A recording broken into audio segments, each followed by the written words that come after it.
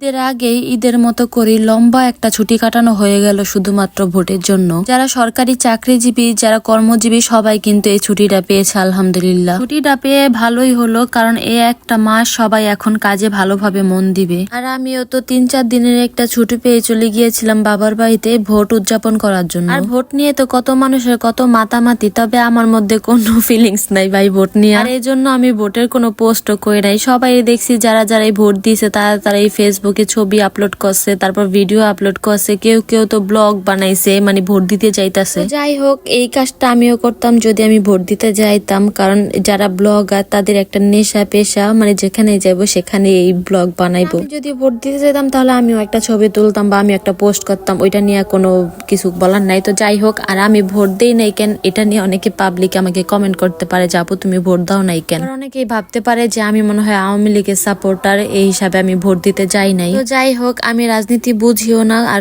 রাজনীতির কোনো সাপোর্টারও না, কারণ আমি ভোটারই হইতে পারি নাই, আমি রাজনীতি করে কি করব। তবে এই বছর আমি প্রথম ভোটটা দেওয়ার অনেক চেষ্টা করছিলাম, কারণ আমার আইডি কার্ডে আমি করতে পারি নাই। আমার জন্ম নিবন্ধন একটা ভুল ছিল, এই কারণে জন্ম নিবন্ধন ঠিকই আমি ঠিক করছি। তবে যখন আমি আইডি কার্ড করার জন্য নির্বাচন অফিসে গিয়েছিলাম তখন দেখি যে ভোটের কার্যক্রমের জন্য এগুলো সব বন্ধ হয়ে গেছে, এখন আর করা যাবে না। তাই আমিও চলে গিয়েছিলাম আমার বাবার বাড়িতে বেড়ানোর জন্য, কারণ আর কয়েকটা দিন পরে তো আবার সেই আমার জার্নি শুরু। ভাবলাম যে না, বাবার বাড়িতে একটু রিল্যাক্স করে আসি। 4-5টা দিন ছুটি পাইছি, এমনি এমনি কি অবহেলায় কাটায় দিব, এই জন্য ভাবলাম যে না, মেয়েকে নিয়ে চলে যাই বেড়ানোর জন্য। আর অনেকেই ভাবতে পারেন যে আপু তুমি আবার কিসের ছুটি পাইছো, তুমি কি কোনো চাকরি করো নাকি? আরে বোন, আমি কোনো চাকরি করি না, তবে মেয়ের স্কুল বন্ধ মানে আমারও ছুটি। কিন্তু আমি রাজনীতি করি বা না করি, কিন্তু যেদিন ভোট হয়েছে ওই দিন রাত্রেবেলা এত টেনশন হয়েছে, মনে হইতেছে যে আমি ভোটে দাঁড়াইছি আর আমি জিতুম কিনা, ওইটা নিয়ে আমার খুব টেনশন হইতেছে। তখনই আমি বুঝতে পারছি যে আমার যদি এতটা টেনশন হয়